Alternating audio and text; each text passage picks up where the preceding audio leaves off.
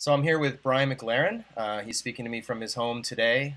He has a new book out called Making the Road by Walking, and recently published by Jericho Books. And I've had a chance to look through it a little bit, and we're going to talk about that book in just a moment. But before we do that, I wanted to, for the longest time, Brian, I've been wanting to get your feedback on what I'm doing this year in my year without God.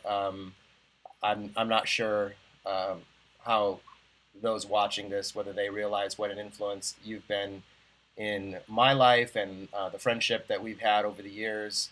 And there are a few people who, when I started this, I naturally I don't want to alienate every single person in my life, and so there were a handful of people who I thought, I wonder what they think. I wonder if with a few of my relationships will survive this journey. And you were one of those people, whose opinion I matters to me a great deal. And so Oh, I've been so when I read what you wrote on Rachel's blog a few weeks ago, I was like relieved and also thought I would like to press into that a little bit more. So I want to do that first, if we may. sure. Um, I Well, first I should say it's all over between us. I have nothing to do with you, no. Ryan. I really have a lot of respect for what you're doing, and I think I can tell.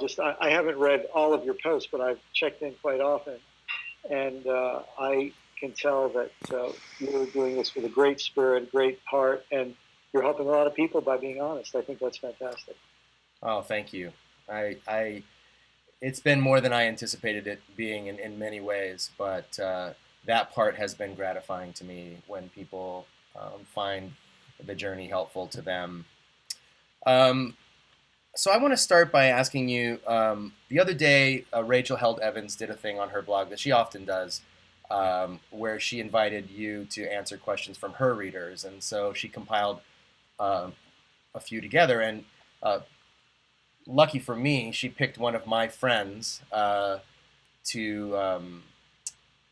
answer to pose the question, and it was my friend Deneen, who we've had many conversations. In fact, within the first couple days of this year, she and her husband had come down to do a short filming with me because they felt like what I was doing was important and they wanted to capture it on film.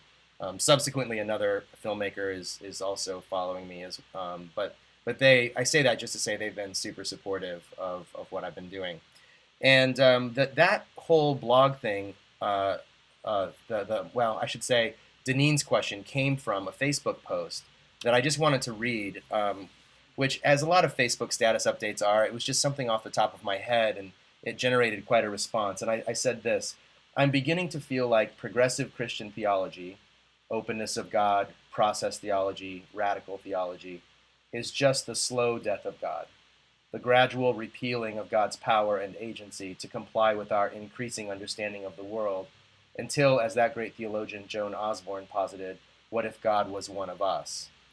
And what I meant was the death of God movement emerged following World War II, when it was clear that to speak of God in that old way, the omnipotent, omniscient, omnipresent God that we learned from the Bible, when it was clear that that God was no longer sustainable or tenable, um, many theologians began to talk about God in a different way. I think of Paul Tillich, Jürgen Moltmann, Walter Rauschenbusch, and others, down to I would include you and others in the contemporary movement to think of God in a different way. But what I was trying to say in that status update off the top of my head was that it seems as though there's a trajectory to that conversation that ends with um, the ultimate death of God. And I wanted to see what you thought about that. Well, uh, first, I think that is descriptive for some people. Um, I think some people do go on that kind of a journey. Um, I have some friends who are Unitarian, and they said to me that the Unitarian Church, in their experience, is primarily theists in the process of leaving theism and atheists in the process of leaving atheism. It's this sort of place where people find each other because it's kind of safe to be uh, on that scale that you used on your website, anywhere between a weak theist and a weak atheist. Right. Uh, so I think that's descriptive. I certainly don't think it's always descriptive. I know, for example, people who are process theologians whose understanding and commitment to God in process theology is not just a weakening. It's a stronger commitment than they had to the God of fundamentalism that they had before. That's the first thing I'd say. Second thing I'd say is I'm not quibbling in any way when I say this, but when you say the omniscient, omnipotent, etc. God of the Bible, the irony is those are all words that really arise from Plato's God, and so I think that is the God of Western Christianity. But all of those omni words are based on a set of kind of dualist assumptions that I think is definitely present in in certain forms of Greek philosophy and in an awful lot of Christianity. I'm not sure it was so present in ancient Jewish thinking. So in terms of the actual Hebrew Bible and Hebrew people, I think it's hard to. I think it's a mistake to automatically read that back in. But getting down to the real heart of your question, I think there's a whole set of assumptions and imagery that have been used to describe God that are not working. And I really appreciated the way you said it. I think it was kind of in your mid-year evaluation post that, you could say, look, I have left Adventism. I'm not there anymore, and maybe I've left Christianity, but there's sort of layers, Right. and you can be sure that you've left something. And I think that our problems with the word God and our problems with our concepts of God are so deep that, and our need to get beyond them to something better is so profound that's why I'm not freaked out or bothered by somebody like you doing what you're doing. I think I'm more worried about people not doing an adequate enough purge of some of the assumptions and concepts that are associated with God than I am worried about people who, in my opinion, obviously others might disagree, but in my opinion, might throw out too much and then need to get something back later on. You see what I'm saying? I think life is messy. So the idea of throwing out too much and then later on deciding what you want to get back might be an easier way to make this thing work for a lot of people. A lot more I could say about that, but I don't want to ramble on too long. No, that's fine. I just it's just so interesting because some people have asked me why would I not just examine atheism more like a journalist with my sort of Christian commitments intact, as opposed to stepping across the line and saying I'm going to explore it from the other side. And I tell people that for two reasons. One is that I kind of believed that being a part of a Christian community was a performative thing, that you sort of learn it from the inside. And I thought, to be fair, I needed to learn atheism from the inside as well. But it's surprising how different things look, the Bible being one, from the other vantage point. And I just can't escape this feeling that we arrived at process theology around the same time that science made the old God inconceivable, and so it feels like an accommodation, or that Christianity is always trying to catch up. Matt Dillahunty, who you may have heard of, I don't know, he runs a TV show called The Atheist Experience in Austin, Texas, and he says it seems an awful lot like if why does God give such specific instructions about things that seem kind of banal to us now, but couldn't communicate, like not to own slaves, for example, in the Hebrew Right. scripture. Like he could be very specific about not wearing mixed fabric clothing, but not very specific about owning other people, or even Right. permitting that. It seems an awful lot like our adaptations of the Bible to modern life are just that. They're adaptations. Yeah. It's not. It's never. It seems very rarely, if ever, that the Christian faith is out in front, saying to the culture, "Hey, we shouldn't be doing these things. We ought to be taking care of our planet better. We ought to be, Yeah. treating people better. Yeah, I agree on both counts. I agree both on the critique of the Bible, and I agree on the critique of the Christian religion. I think those are very valid critiques. Ryan, this might be useful. You may be very familiar with this already, but I was just on another call today with a friend of mine named Michael Dowd. I don't know if you're familiar with Michael's work. A little bit, yes. And Michael has a nice little framework. He talks about religion 1.0 and religion 2.0. And we're at the point of breakdown of religion 2.0, and we need a religion 3.0 to arise. And here's the way he says it. Religion 1.0 was based on the authority of powerful men. It was based on the authority of hierarchies, priests and kings and shamans and so on. And basically, the rest of us were told to believe what the powerful men said. Religion 2.0 emerges as religion based on the authority of texts. And so now we're supposed to believe what texts say.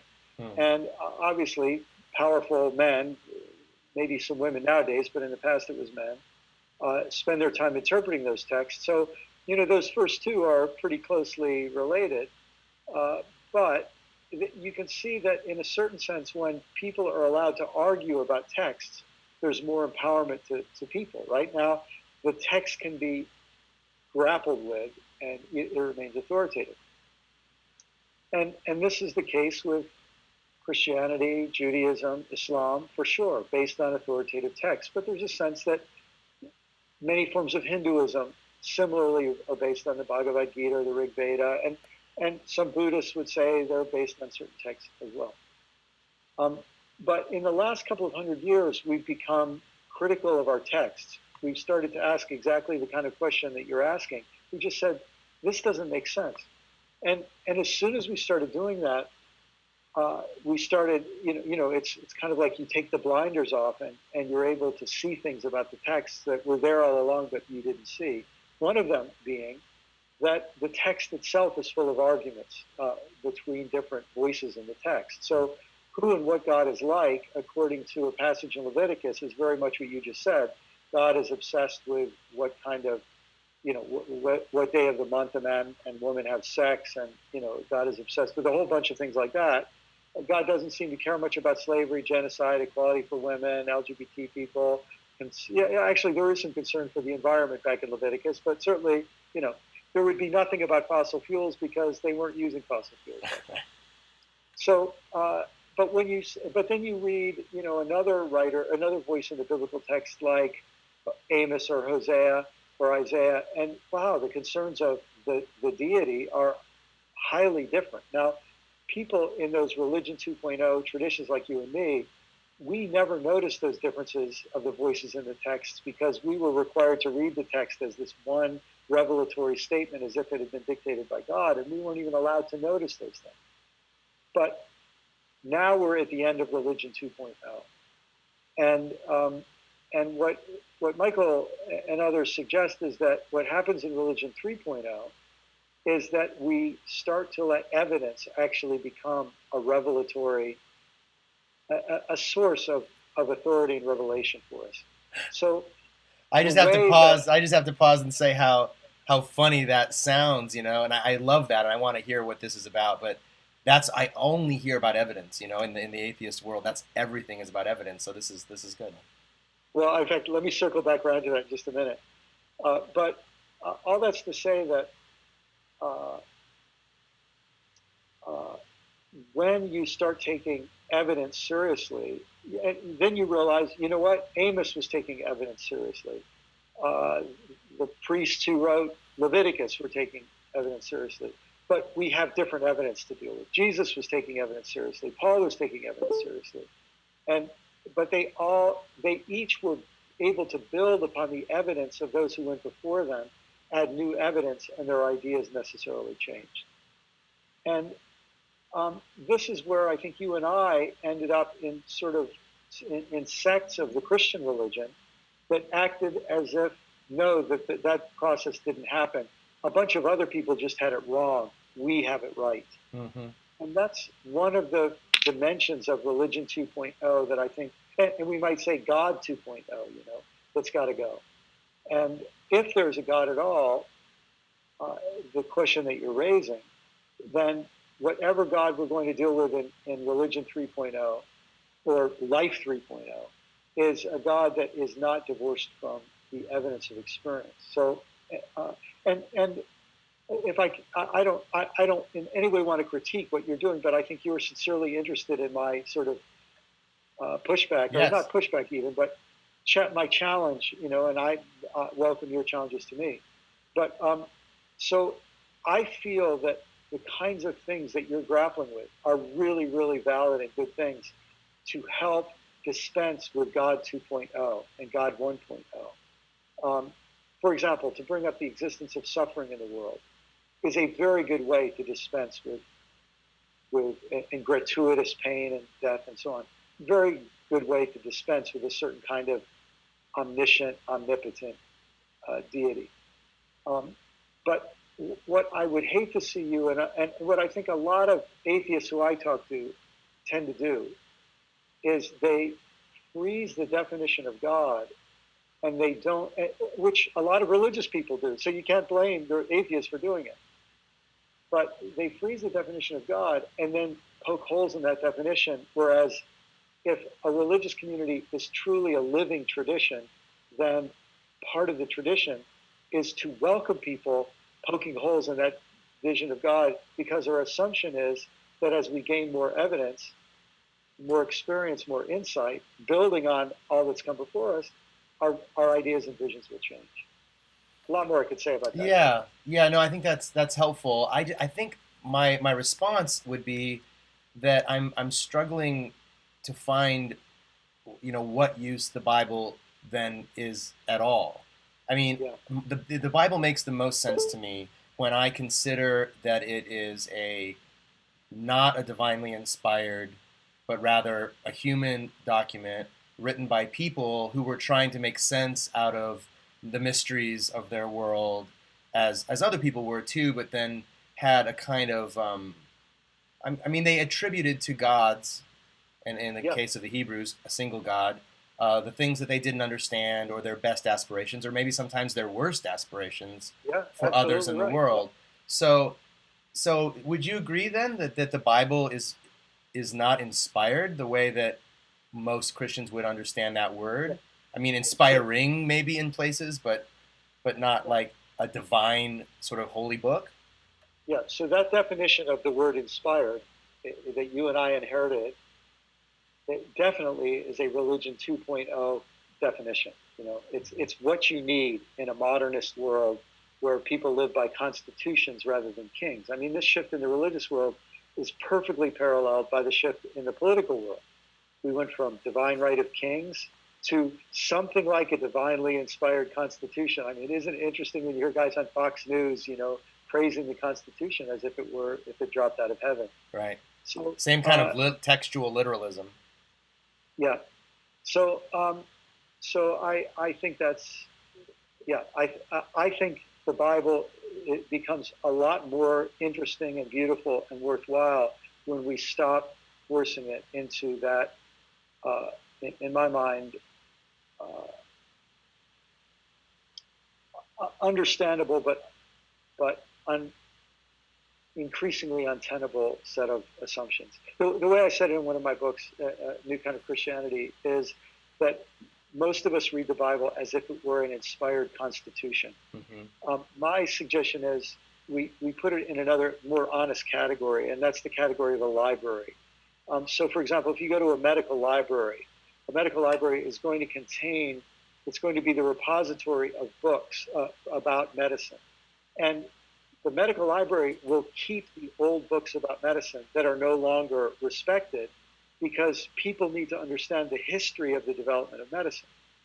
So, for example, when Grace and I were first married, somebody gave us a book when Grace was pregnant about pregnancy, and I remember we laughed because we were having babies in the 1980s, and this book I think was from maybe the early 1970s, and one of the recommendations it made is that a pregnant woman should smoke a cigarette every day because it will relax her and so on. And by the 1980s, that was considered a terrible, ridiculous, stupid thing to do, something close to child abuse. Right. But you want to keep that book to remember how we've come and to see how far we've come to see the development of ideas. Well, if we put the Bible in that category, then all of those tensions become absolutely fascinating. You start to see how far we've come. I don't want to blab on too long, but can I give you a quick example? From the work of René Girard.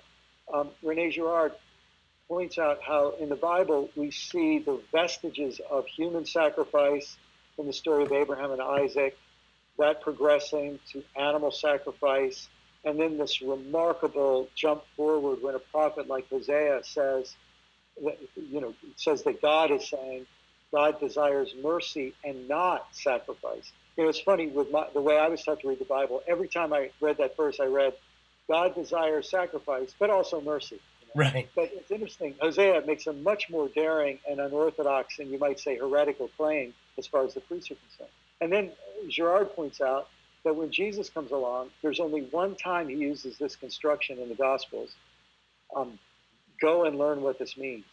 And he quotes Hosea, I desire mercy and not sacrifice. So when you allow yourself to start seeing those arguments in the Bible, it doesn't give you the same kind of God in a box, that Religion 2.0 gave us. Mm-hmm. But I think what it does is gives us a platform to say understandings of God evolve over time, sometimes revert, are sometimes highly liberating and are sometimes highly destructive.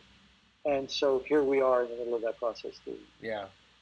I mean, I think I can, hear, and again, I'm sort of wrestling with all of these things myself. I can hear some people say, and if I'm honest with myself, I can feel rising up within me this sense that, for people like you and I who have given our lives to studying ancient texts, this is a really interesting salon conversation about the evolution of ideas about God. But the average person trying to just live their life every day, as one person said on my blog, the thing that you can learn from the Bible is what, Bronze Age nomads thought about God. I mean, that's, and that's obviously a little simplistic, but I think that sentiment that, sure, the Bible is an interesting history of that evolution, but is not useful, at least, especially not in the way that we were taught, Religion 2.0. But even in a different sense, unless you're sort of just curious about, like the medical book example that you used, if I'm going in and my doctor has identified that I've identified that I have a pain in my abdomen, and he thinks it's an appendicitis or something, I don't want him to consult the book from the 1940s. I want him to use his modern knowledge, and it's precisely now. If he's in medical school and he's studying the history of medicine, that's one thing, but he wouldn't bring that text out into the real world and suggest that it's useful as a home remedy guide or for people to read in their spare time. Well, you and I both know that even among fundamentalist Christians, who make the biggest noise about following the Bible literally, every Adventist pastor took a couple courses in psychology and counseling. Yeah. So when a person comes to them with marriage problems, they might pretend that they're only basing their counseling on the Bible, but thank God they're behaving better than that fundamentalist theology. Right. It's sort of pretend. So even in spite of these atrocious claims made in Religion 2.0. By the way, and I think it's important to remember, in Religion 2.0 in its early stages, they were making those claims to escape domination by hierarchical elites. Religion 1.0, yeah. Exactly. So, in their mind, this was a big step forward. Right. Yeah, I agree. Let me shift a little bit to, I've had some conversations with Christians, and there's an interesting thing when theists and atheists talk. it often goes like this. The atheist will say, well, your God endorses torture and he's going to burn them forever in an eternal lake of fire. And I say, um, well, no, I don't believe that. I mean, I'm an Adventist, and we never had that eternal lake of fire in our theology to begin with. Yeah. Well, but still, he's going to kill some people at the end. In fact, maybe the majority. Who knows how many people make it? And I say, well, I've sort of become a universalist over the course of my life, and I kind of think that if God exists, He'll probably find a way to redeem everything, and not just some things.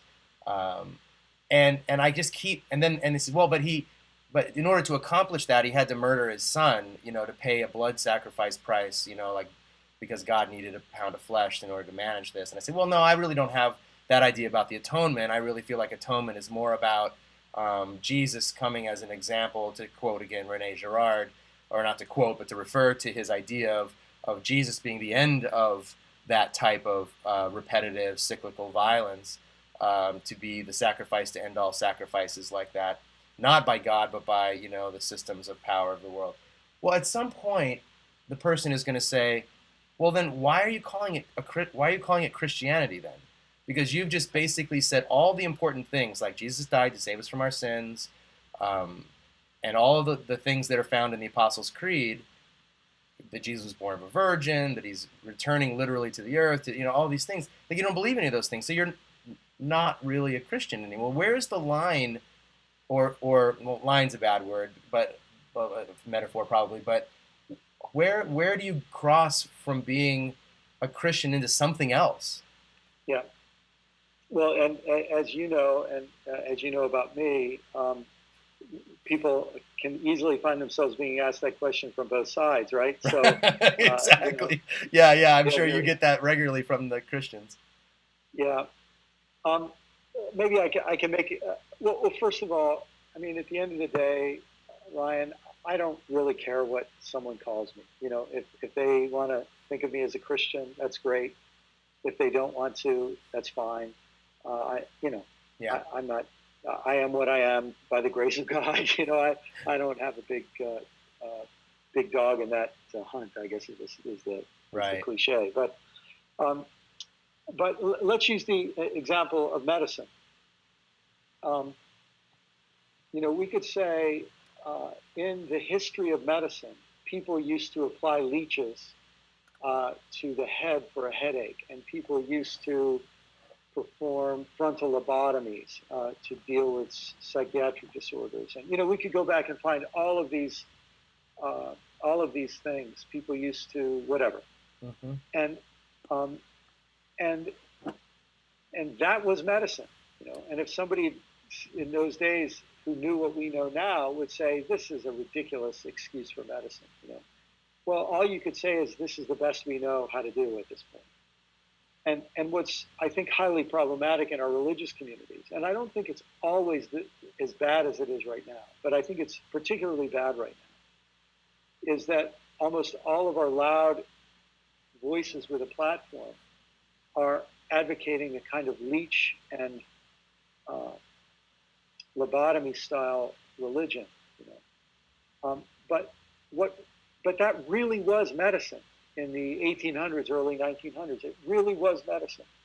But medicine, in a bigger sense, was a pursuit of the best ways to treat illness. And so what you'd say is consistent is that even those people doing things that we would consider now to be crimes, what they have in common is they were in the pursuit of the best ways to treat illness and promote health. Well, then you have to say, what's religion for? And this is where I think the Christian religion and Islam are both in really, really big trouble. And our world desperately needs a better version of Christianity and Islam, because in some ways, modern Christianity and traditional Islam have become, you would say, they're the best route to get to heaven after you die. And I think that's a departure. That would be like saying the purpose of medicine is to provide a good living for doctors. You see, it's a departure. The real pursuit of medicine is how to treat disease and promote health. The real purpose of religion, I think, is to help people live in harmony with themselves, one another, and reality, whatever is out there. Yeah. And so, Abraham getting ready to kill Isaac is a story about what people used to do to try to rightly relate to themselves in reality. I think it's criminal, that Abraham was about to kill his son. If that story ever happened, I'm putting all that aside from him. It feels good to say that too. Yeah. But you know what? What I have in common with Abraham is that I'm trying to figure out the best ways to live in harmony with myself and others in reality too today. Does that make sense? It does. Yeah, it does. And I think it's a good segue into another thing I wanted to ask you, because I think what a lot of atheists say is that they would say, that's great for you. I don't need religion to do that in my life. I can relate to life and the world and my obligations as an ethical person just by appealing to what I'm naturally inclined to do. I had one illustration of that is I was on a podcast with some younger Christians, kind of cool Christians, and they asked me sort of with laughter, why what was I not? Was I sleeping around? Was I going to start up a child slavery ring? Was I going to murder people? And they laughed through it, but you could tell that there was and one of them was like, I think I would be a really bad person, if I didn't have God in my life, and as so many people have said, if you need God in your life to be a good person, then, the sad news is you're not a good person. Like that kind of threat or promise of reward or something like that. And I think just a lot of people who have just jettisoned religion from their life have found that it's a life that's more peaceful and more fulfilling, and perhaps those are people that have had a really negative experience with religion. But even people that have had no experience with religion or a fairly benign experience of religion just find that it's like excess baggage, that they can be a good human being without it, and so they don't see the reason why. It's sort of the evangelistic question, I guess, for a Christian. Like, when I first discovered that there were really ethical, moral, beautiful people who weren't Christians, I remember that was a setback for me. I thought, well, then what are we all doing here then? Like, what's the point? So then the point becomes going to heaven. The point becomes, well, if we can all take care of the earth, we can all be kind to children, we can all help someone across the street, but you can't get to heaven unless you know God. But what you're saying is, well, that's a misreading of the story in the first place. So why do we need this religion stuff at all? Or is it just that because we already have it, we have to sort of manage it or figure it out? Yeah, well, boy, there's so many things I want to say. Let me first dispense with the last little statement, both in this way, to say, well, look, even if you want to be an atheist, you've got to cope with the fact that something like 33% of the world's population has some affinity with the Christian religion. Let's cut that in half and say that 16% are pretty committed to it. Something like 24% of the world's population are Muslim. Let's reduce that by 25% and say, that 18% of Muslims are really committed. I mean, then we add some percentage of Hindus and so on. I think you've got more than half of the population who are really committed to their religion. Right. And the great irony, so now let me jump to the other thing you said.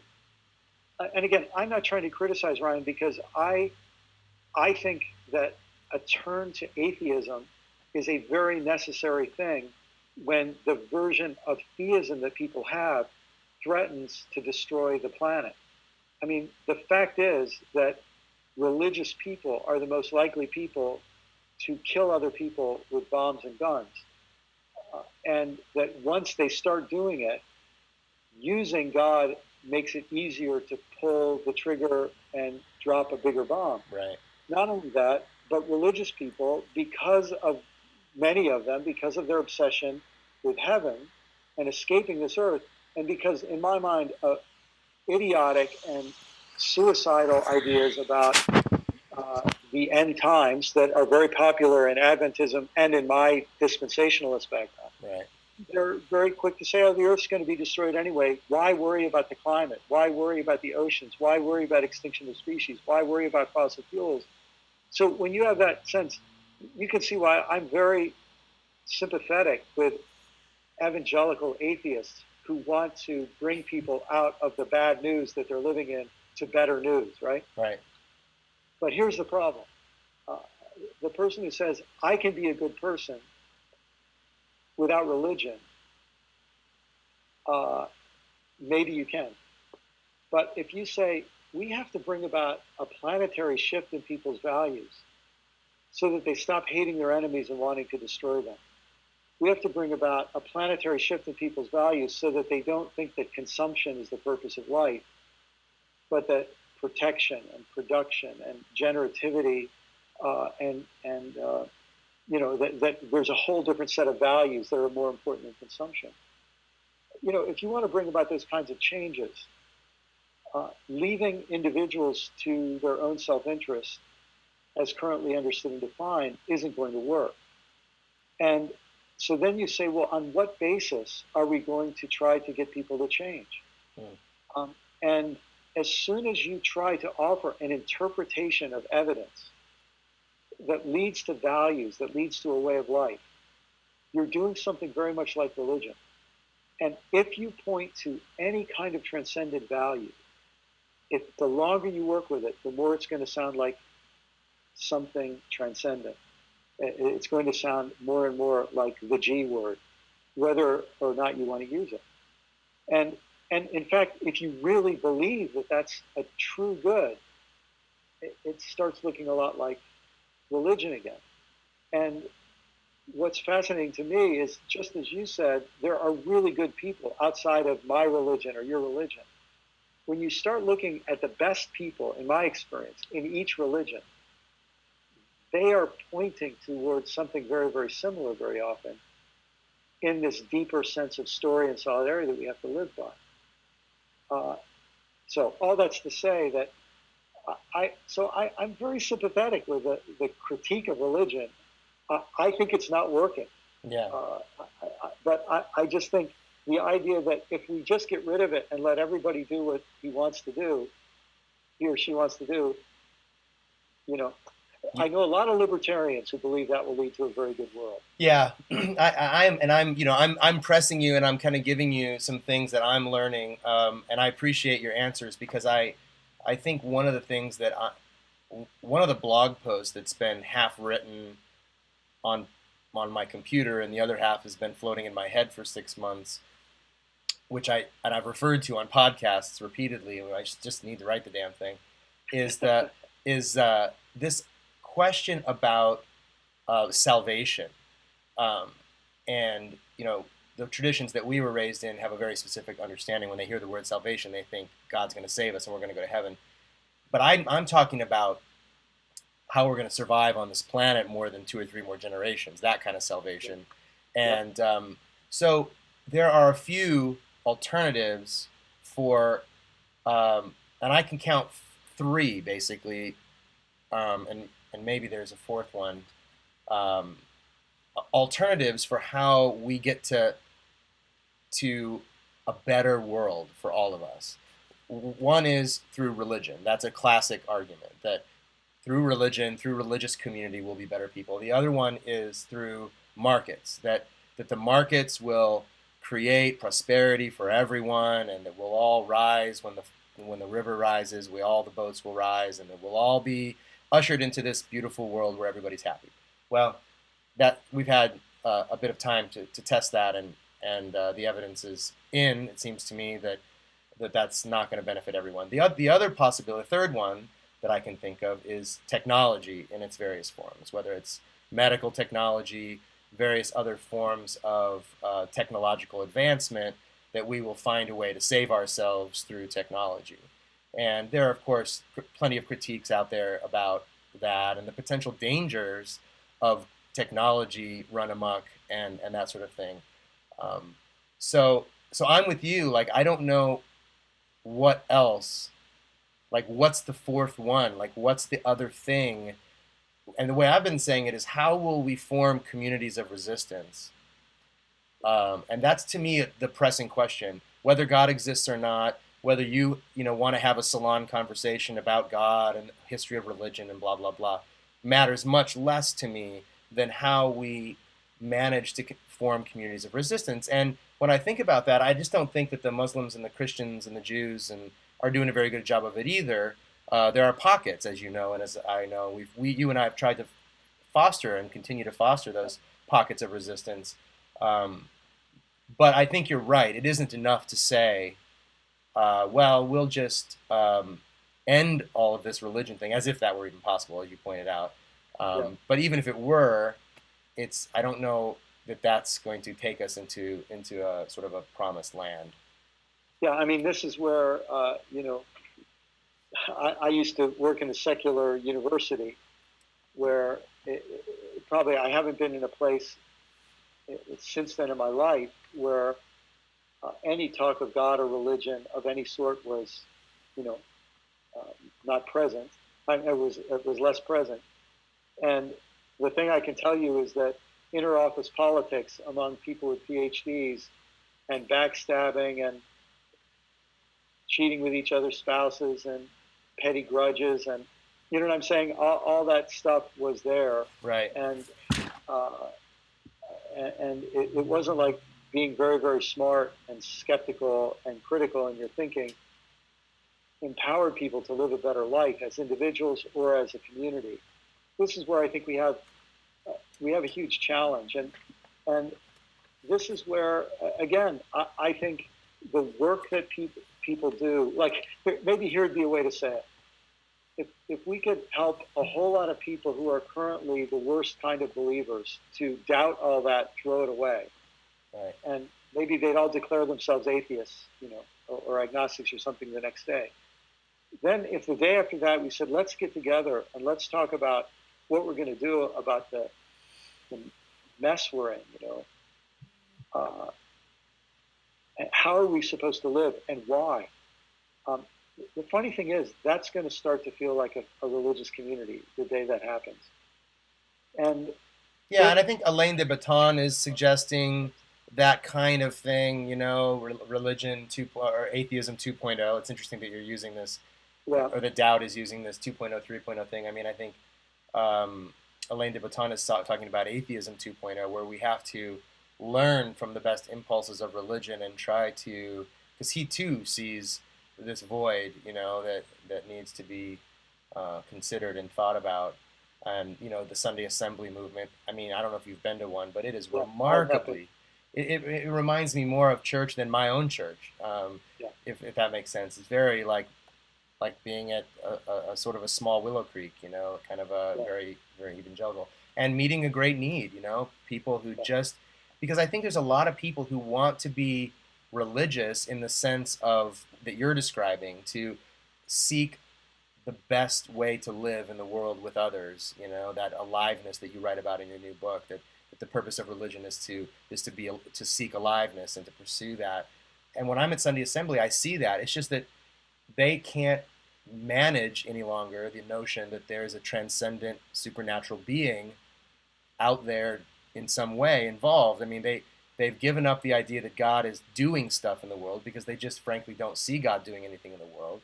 And then for me, deism creates a kind of unethical God who started this thing and has feels no ethical obligation to look after it. So there's a lot of problems once you start pressing into notions of deity that, I think are in many ways mutually incompatible and self-deconstructing, so that I think for people there's a lot of people, and they've reached out to me on my blog and they've said, I don't know what to do. I cannot any longer be a Christian, which is fine. I can't any longer believe in a God, I cannot make it add up in my mind. And I've tried. And a lot of times Christian apologists will say, and I've heard these presuppositionalists, and, I didn't like these apologists back in the day when I was a pastor. They'll say, you're willfully rejecting God, and that's why it doesn't make sense to you. And I've talked to enough of these people to know they're not. They're desperate to believe in. They would love to have their faith back. Yeah. And I think we have to figure out what to say to folks or how to be. Not that we have to say anything to them; they're smart people and they'll figure it out. But you get 30 of those people together in a room, and I think there could be some creative solutions or possibilities there. Yeah, and here, can I share two quick experiences Please. that what you just said bring to mind? First, I can't. I have to be very vague about this out of respect for privacy. But I had, I've had, in fact, a couple of these conversations in the last year of some rather notable non-religious people who are intellectually brilliant, and all their lives have been atheists. Or let's just say non-theists. They just, Yeah. whatever. Yeah. And here's what one of them said to me. He said, now this is interesting because he said, when I just look at the evidence that you start with a big bang and you start with a bunch of plasma and you end up with a bunch of hydrogen atoms and you end up with this thing and you let it work for 13.7 billion years and you end up with Mozart and Picasso and Bob Dylan, and he says I look at that and I have to either conclude it's really a big accident, it's just a big mistake, it's just a big meaningless, it's just a meaningless temporary phenomenon, and I'm a fool to take it seriously. Or I have to say, no, something is happening, and there's an arc to the universe, and that aliveness and beauty and harmony, that this whole thing is like producing this, and there's a direction to it. And he's a non-religious person, and he said, I'm looking for a Christian who I can talk to say, can you help us find God at a higher level? Because I don't want the old man with a white beard who's smiting people. But is there a God is there some concept that there really is like a direction to this thing? There really is an arc to this thing. There really is, some driving force. So it's very interesting. He's not running away from religion. Right. It's his problem. He's just trying to say, I've never had any religion, but when I look at what's happening, like this makes me want to seek for something of that sort.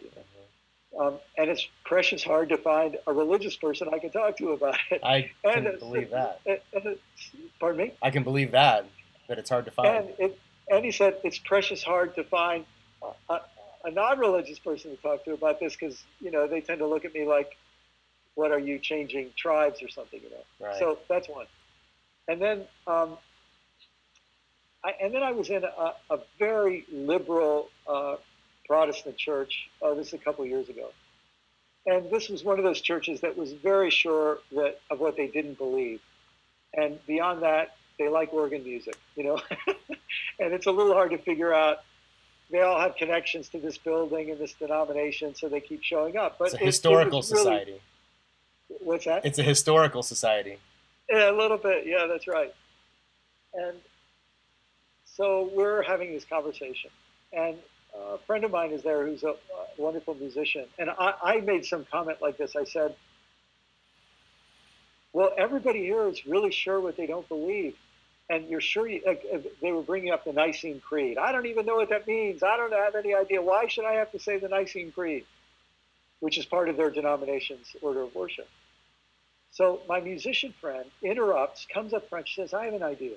So she takes her guitar and strums a few chords, and she creates this little melody to the words, I believe. And then there'd be this musical interlude. And then she said, look, why don't some of you just put up or shut up? Come up to the microphone and tell us what you believe. And actually, no, her words were, we believe. So somebody come up to the microphone, and then any of us who thought, I believe what he believes, we would all sing, we believe. And I'll tell you, this went on for, I bet it went on for 25 minutes. And this is the kind of church where they don't, give testimonies or anything. But when people sort of said, I got to say what I believe. What do I think has value? What do I, right. It was a very moving experience. And this to me is part of, pardon me? No, go ahead. This to me is part of what we're struggling with. We have churches that make us say a lot of things we don't understand, much less believe. And then we have other spaces where the word believe, or I hold values, or I love, or I see as beautiful. It's like we can't objectively legitimize that, so it can't be said. And so it just makes you wonder. And this is sort of whatever advice I can give to you in your process is I would encourage you to be as rigorous as you can in cutting out everything that, seems bogus. Don't be afraid in that. But after you've done that, that will be the moment, I think, where maybe you'll be able to say, okay, what's still here? Right. And it's scary to do that. But I feel like that's the process that I've been involved with for a long time. And ironically, I think that's a faithful process, Right. I see that. And I see that in the humanist movement. I see, people coalescing around, ideas of what they believe and what their values are. And, ironically, I feel like the humanist, and again, I expect you obviously won't disagree with this. There's so much baggage within the Christian movement around humanist ideals, around LGBT people and their acceptability and just the poverty, immigration, like all the things that are destroying our societies and the way that our societies interact. And I think humanist groups are gathering around some of those values and beliefs, and so I see that that might be a way forward for a lot of people. And this is a moment. I feel like I didn't intend for this. Was a very personal journey for me, following a real point in my life where I had to reevaluate everything due to my resignation from my church and everything. So I didn't do a bunch of pre-research and say, oh, this is a hot moment for atheism, let me try this. I just literally went, I don't know if there's a God, and I need to find out the best I can. And then turned out that this is really that I'm I'm not that brilliant is the point. Like there's lots of people doing this. A lot of people are facing this. One thing, and maybe this can be sort of toward the last part here, so we don't take up too much of your time.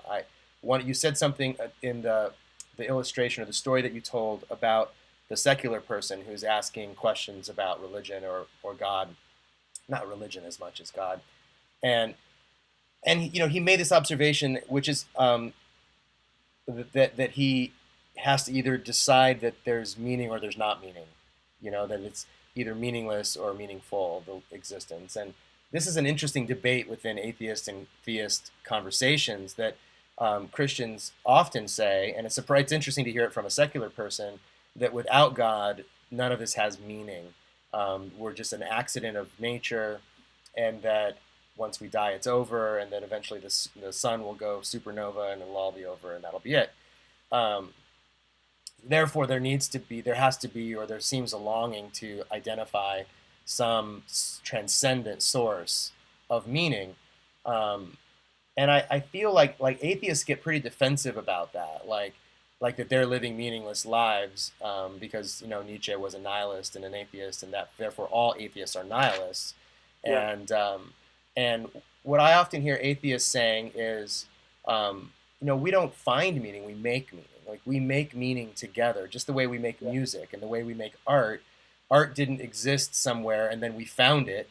We make it out of our creativity, out of our sociality with one another. And in the same way, we make meaning as we put our lives together and seek for it.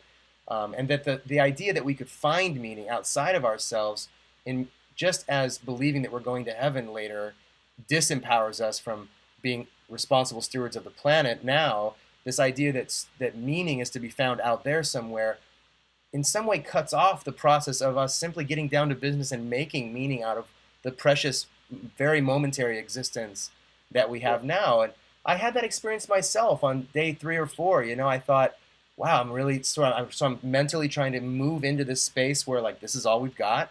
There's nothing else. When I die, and I'm done, and I'm about halfway through my life, and so that's a reality that I'm thinking about more often. And the first feeling was of this immediateness of my life. Like there's no second chance, there's no go around again, and I want to make the most out of what I have. And I found myself hiking in the mountains more. I had an extra day of the week to do stuff with as well, I found out. I found myself at the art museum, where I'm a member more frequently. And I found myself taking in things of beauty, and really starting that process over again of figuring out what's meaningful and what's beautiful. Yeah. And maybe it's just part of our anthropology and our evolution that when we see something beautiful, we want to find the source of it, instead of just saying, it's beautiful. And what's beautiful to me is not always beautiful to you. Like I could listen to a piece of music that would, make your skin crawl, probably would make mine crawl too. But we could find two people for whom one set of kind of music would be repulsive to the other one and vice versa. Yeah.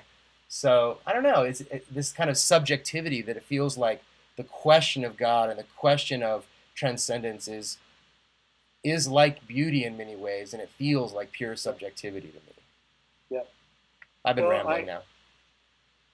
Sorry, I didn't hear the last. I said I've been rambling, so you can. No, it's beautiful rambling, and I just want to make clear the story I told about that guy. That's not what he was saying.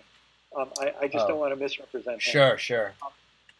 He wasn't saying, I think my life is meaningless unless I find God. But what he was saying is, when I'm actually looking at the fact that I exist, and I'm actually, like people often say, boy, if there's as much evil and injustice in the world as there is, that old idea of the omniscient, omnipresent, caring, loving God makes no sense, right? Mm-hmm. Well, there's also a way of saying, look, if the universe is just a bunch of meaningless atoms, it becomes very hard to account for the complexity and self-consciousness and awareness and this sense of transcendence that we have, and the sense that, that there's this potential for building and that there's space to construct meaning, even the possibility of doing that happens, Right. He was basically saying, no, that reality is evidence to me of something. See, so he wasn't doing it out of desperation, more as he was out of almost like observation, if I can say it that way. I just don't want to misrepresent him. Yeah, that's a good point. I like that a lot. I appreciate you saying that. But I'll tell you, I think a characteristic of whatever religion 3.0 will be is I think it will have to, instead of saying that meaning is given to us by a bunch of powerful men in a hierarchy, or that meaning is given to us by a book or whatever, I think it's going to have to be honest about the construction and corrigibility of all meaning, that meaning is always constructed and that it's always correctable, and that, to use Barack Obama's phrase, we're always in search of a more perfect union, and it's never perfect, Right. And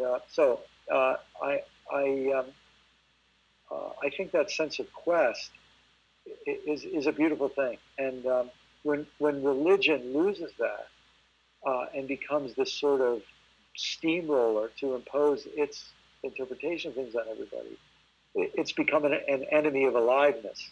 Yeah. And so obviously I'm very sympathetic with the title of my most recent book of We Make the Road by Walking. Right. We're constructing this meaning.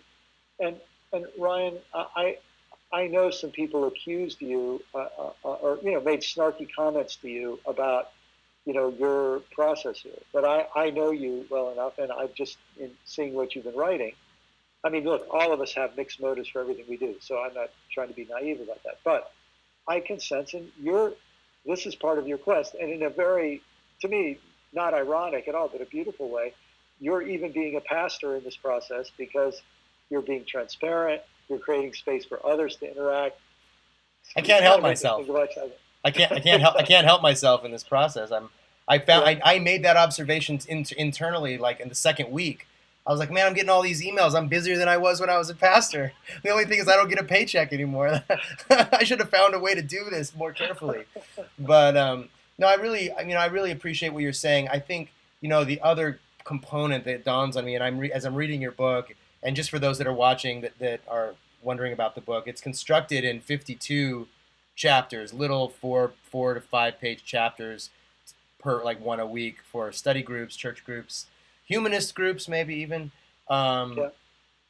and it is, I think, it seems to me, we haven't talked a lot about it, but we have been talking about it, I think, the content in many ways of your book. Is your initial foray, perhaps, or not you've been doing it for quite a while now, but another step in the sort of development of this religion 3.0.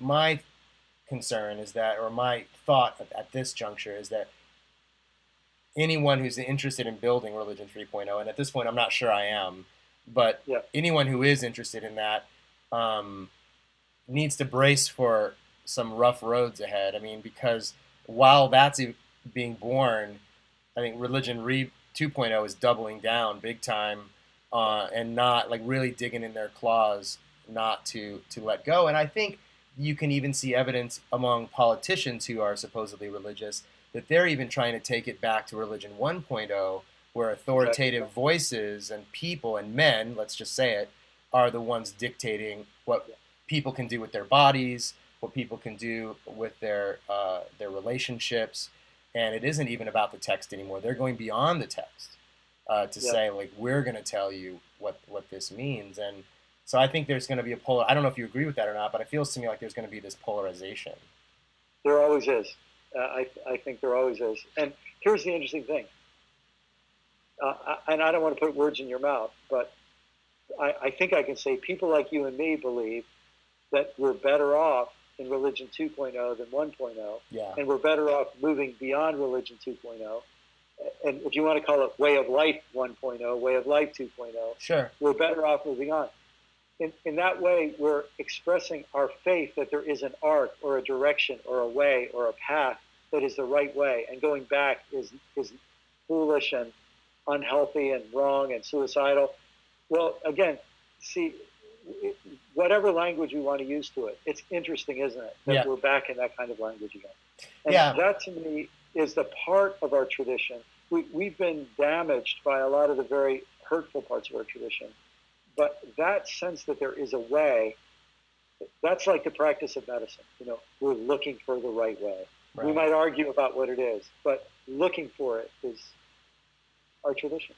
Yeah, I think it's what we have to do. Yeah. Well, thank you so much. I wish I could plop down on your couch and we could just keep going like this for another hour or two, but it's been... Well, if you had a transporter, the couch is right over there. Beautiful. So, wow, see there? Well, one day.